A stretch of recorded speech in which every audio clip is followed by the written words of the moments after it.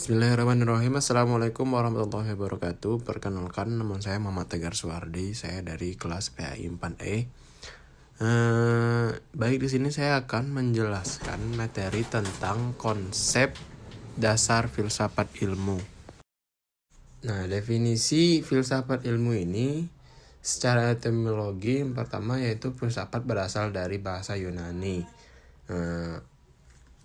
Yang artinya yaitu filosofia, terdiri dari kata philo atau philein yang berarti cinta atau suka dan sophia yang berarti kebijakan, sehingga secara etimologi istilah filsafat berarti cinta terhadap kebijaksanaan, love of wisdom, yang artinya sedalam-dalamnya.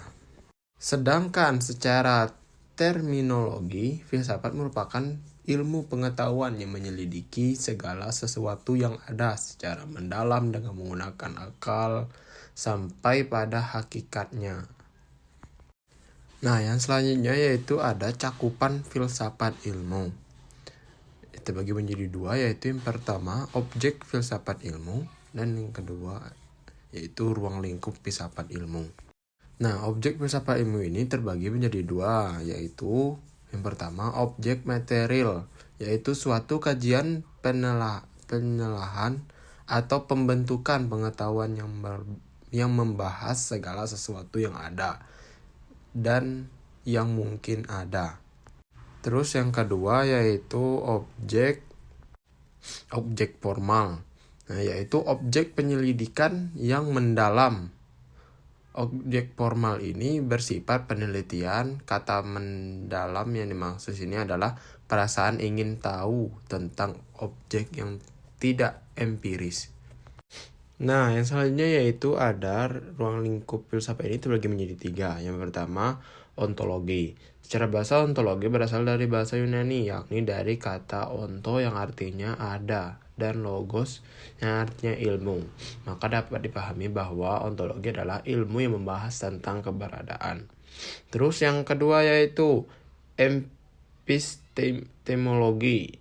Kata epistemologi juga berasal dari bahasa Yunani, yakni dari kata episteme yang artinya cara, logos, ilmu. Epistemologis juga sering disebut dengan ilmu teori pengetahuan yang membahas mengenai asal, metode, sifat, dan batasan pengetahuan manusia. Terus yang terakhir yaitu ada aksiologis. Aksiologis merupakan kajian filsafat yang berhubungan dengan etika, estetika, dan agama. Aksiologis sendiri masih berasal dari bahasa Yunani, yakni dari kata akios yang artinya nilai dan logos artinya ilmu. Nah, yang selanjutnya yaitu ada permasalahan atau studi kasus filsafat ilmu. Nah, di sini terbagi menjadi tiga ya. Yang pertama, kasus ontologis. Kasus ontologis ini, sedangkan ini menurut Plato realitasnya adalah ide atau gambaran yang membuat kita selalu mengenali tentang rumah. Di tengah banyaknya model atau bentuk rumah, namun ide tentang rumah ini yang membuat kita selalu mengenali bahwa apa yang kita lihat adalah rumah. Nah, yang selanjutnya yaitu kasus epistemologi.